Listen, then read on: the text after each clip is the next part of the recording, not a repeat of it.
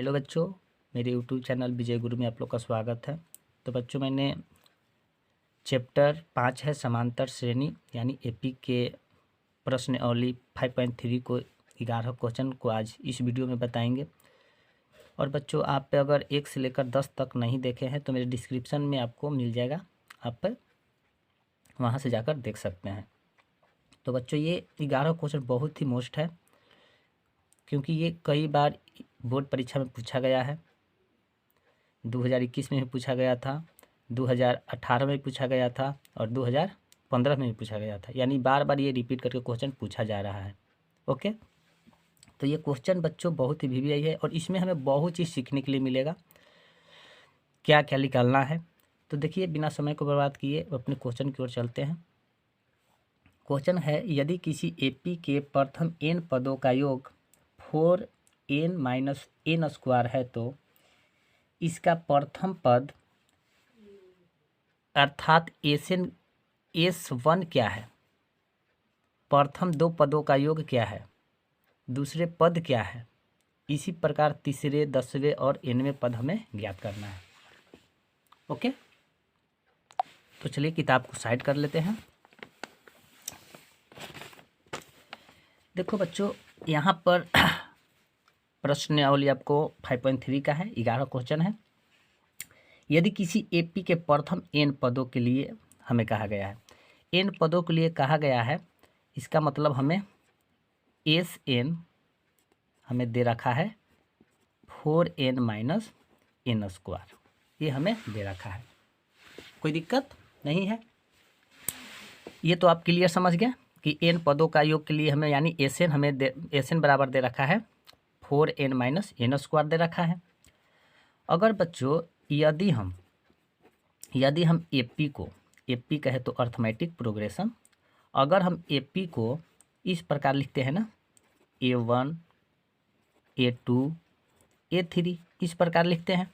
Okay, तो हमें पूछा गया है S1 के लिए, पूछा गया है S2 के लिए, क्योंकि किताब में कहा गया है अर्थात S1 क्या है। तो अगर बच्चों A1 को हम S1 मान लेंगे तो S1 बराबर क्या हो जाएगा? A1 होगा, यानी A1 होगा। A1 कहे तो A हो जाएगा। ओके, अगर S2 को बात किया जाए तो S2 क्या होगा, किसके बराबर होगा? तो S2 जो होगा बच्चों, ये हमारा A1 प्लस A2 के बराबर होगा, यानी A1 प्लस A2 के बराबर होगा। अगर S3 को कहा जाए, S3 को कहा जाए तो S3 किसके बराबर होगा? तो A1 plus A2 plus A3 के बराबर होगा, यानी A1 plus A2 plus A3 होगा, A3 हो जाएगा। ओके, ये तो आप समांतर श्रेणी के रूप में जान रहे हैं, कोई दिक्कत नहीं है। अगर बच्चों आप लोग से कहा जाए, देखिए बच्चों एक बात और, ये आपको सूत्र याद रख लेना है। अगर an के लिए पूछे तो an के लिए फार्मूला क्या होता है, अगर an हमें ज्ञात करना हो तो उसके लिए आपको इस फार्मूला को आपको याद रखना है। Sn माइनस 1 होता है, और ये फार्मूला आप याद रख लीजिएगा, कोई दिक्कत नहीं होगा। ओके, अब क्या है बच्चों, अब हम चलते हैं कि क्या कह रहा है, क्या क्या निकालने के लिए है वो पर हम चलते हैं। तो देखिए बच्चों, हमें चूंकि प्रथम पद यानी S1, तो S1 जो होता है बच्चों, ये तो आप पता है, S1 कहे तो A अभी बता है यहाँ पे, यानी A1 यानी A मान लेंगे, कोई दिक्कत नहीं है। आज ये प्रथम पद हो गया। अगर यदि हम n बराबर क्या रखते हैं 1, तो S1 के लिए क्या हो जाएगा? अगर हम n बराबर 1 रखते हैं तो S1 के लिए क्या हो जाएगा? यानी इस पे मान हम पुट करेंगे, यहाँ पर n बराबर 1 रखें, जहाँ जहाँ n है उस पर हम पुट करेंगे तो क्या हो जाएगा? 4 गुने 1, यहाँ पर माइनस है तो माइनस, और n जो है n² है तो यहाँ पर 1 का स्क्वायर कर देंगे, कोई दिक्कत नहीं है। तो क्या आ जाएगा? हमें आ जाएगा 4 में 1 से करेंगे तो 4, अब माइनस 1 होगा, 1 का स्क्वायर 1, तो 4 में से 1 जाएगा तो कितना जाएगा? ये हमारा 3 आ जाएगा, कोई दिक्कत नहीं है। तो ये हमारा 1 ए आ गया, A1 आ गया। फिर क्या करेंगे बच्चों, यदि n बराबर इस बार 2 रखते हैं, क्योंकि जो जब भी आप AP निकालिएगा तो 2 पद तक ले निकालिएगा, उससे पता चल जाएगा आपका कि ये AP है या नहीं है। तो S1 निकाल दिए, अब इस S2 निकालते हैं। तो S2 निकालेंगे तो क्या होगा, तो S2 का फार्मूला क्या अभी बताए हैं, A1 प्लस A2 होता है, कोई दिक्कत नहीं है। तो पहले हम मान को पुट कर लेते हैं। पहले अभी n बराबर क्या रखे थे, तो n बराबर अब इस बार 2 रखे हैं, तो देखिए यहाँ 4 है, तो यहाँ रखेंगे, क्या रखेंगे बच्चों, अभी रख लेते हैं हम 4 गुने 2 माइनस इस बार अभी 2 का स्क्वायर किए। ओके, तो 4 दूना का 8 हो जाएगा, माइनस 2 का स्क्वायर 4 होता है, तो 8 में से 4 जाएगा तो 4। हमने क्या S2 माने थे, A1 प्लस क्या है A2 इक्वल टू 4। ओके, तो A1 क्या आया था, तो 3 आया था, कोई दिक्कत नहीं है। A1 हमें 3 आया है, अब प्लस A2 इक्वल टू 4 हो जाएगा। तो A2 इक्वल टू 4, ये प्लस उस जाएगा तो माइनस 3 हो जाएगा। तो A2 का मान हमें क्या आ गया, 1 आ गया। A2 का मान क्या आ गया, हमें 1 आ गया। अब बच्चों अब यहाँ से हम सार्व अंतर निकाल लेते हैं। सार्व अंतर कहे तो D, सार्व अंतर कहे तो D। अब D निकालेंगे तो D का फार्मूला क्या होता है, A2 में से A1 को हम घटाते हैं। तो A2 कितना है, 1 आया है, तो 1 माइनस, और A1 कितना आया है, 3 आया था, तो 3, तो माइनस 3 में से 1 जाएगा तो क्या आएगा, -2। ये हमें D का मान पता चल गया। तो देखो बच्चों, हमने A1 भी ज्ञात कर लिए, A2 भी ज्ञात कर लिए। ओके, अब हमें कह रहा है क्वेश्चन में कहा गया है कि प्रथम 2 पदों का योग भी ज्ञात कर लिए, कोई दिक्कत नहीं है। प्रथम पद भी ज्ञात कर लिए, दूसरा पद भी ज्ञात हमने कर लिया। अब बच्चों अब क्या कर रहा है, इसी प्रकार तीसरे यानी तीसरे, 10वें और nवां पद, यानी अब तीसरा पद निकालते हैं। तब तीसरा पद, उसके बाद 10वें पद, फिर उसके बाद nवां पद हम निकाल लेंगे। इसमें बहुत चीज़ कुछ सीखने के लिए है बच्चों। तो देखिए पहले तीसरा पद, तो तीसरा पद क्या होता है,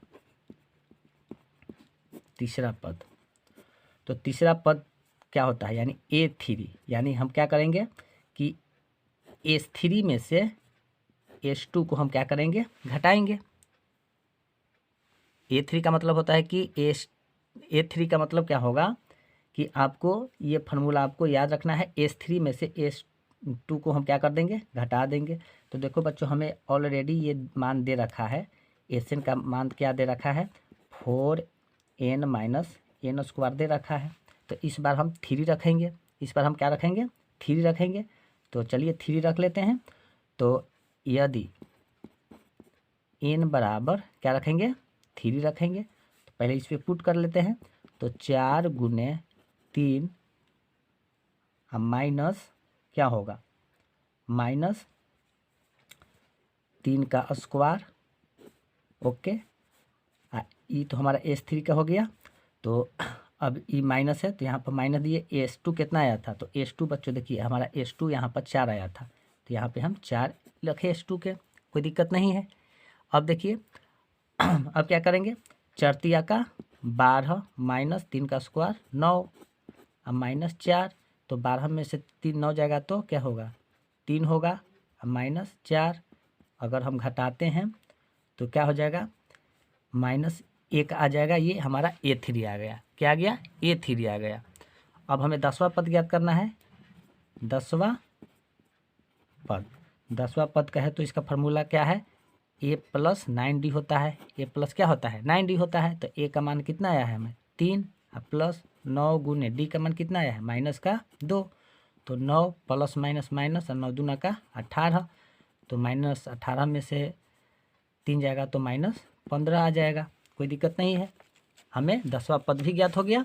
अब हमें क्या ज्ञात करना है, अब हमें ज्ञात करना है nवां पद, nवां पद हमें ज्ञात करना है।